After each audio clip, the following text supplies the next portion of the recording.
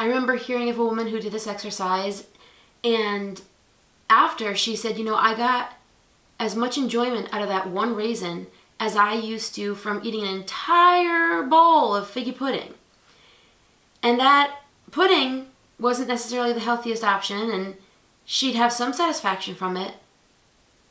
But to be able to get that same amount, level, and experience of that satisfaction from one raisin certainly says a lot, because we are often in a culture of rush, rush, rush, and hurry.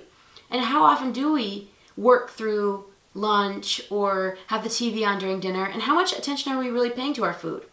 Now, granted, if we're having a not so healthy frozen meal, it may not feel like we need to pay attention, or what would be the point? But if we're going to have a lovely, healthy meal, what would it be like to spend a few moments looking at it, noticing it, taking the time to observe the sensations? I remember one time I did this summer program at the Actors Conservatory at Yale. It was one of my favorite, most intense kind of experiences I've had. And I remember noticing a girl at the buffet. I found out later she was from an Asian country. And I noticed that at the salad bar, most of us just dig in the tongs, take as much as we can grab, and plop it on our plate. But I noticed she took one leaf at a time. Now, I don't know if she was doing this to make sure she picked out the leaves she actually really wanted, perhaps without spots or something, or if she was just being mindful, or what really the reasoning behind it was. I mean, we all have the same schedule. One might not be able to see benefit in going more slowly, especially if one wanted to eat slowly. It might take a while, but of course, she probably ended up with less on her plate and probably enjoyed it more. I wouldn't be surprised. One thing I love when I have sushi, even from the grocery store, sometimes I use the chopsticks.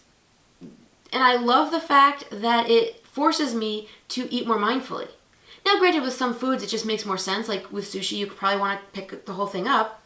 But sometimes I'll even use little baby forks and spoons, or even like the cocktail ones that are really tiny, because it forces me to only take a certain amount on my fork and only deal with that small amount. Because even though I tend to be a slow eater, if I put a lot in my mouth, that's overtaxing those same muscles I talked about in another video. And no wonder it's going to be a strain on the digestion. So I love this exercise.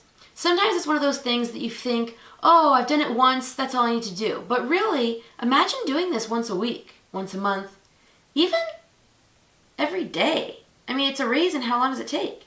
But it's a great practice in mindfulness and bringing back the sensations of noticing, observing, and taking things in with intention.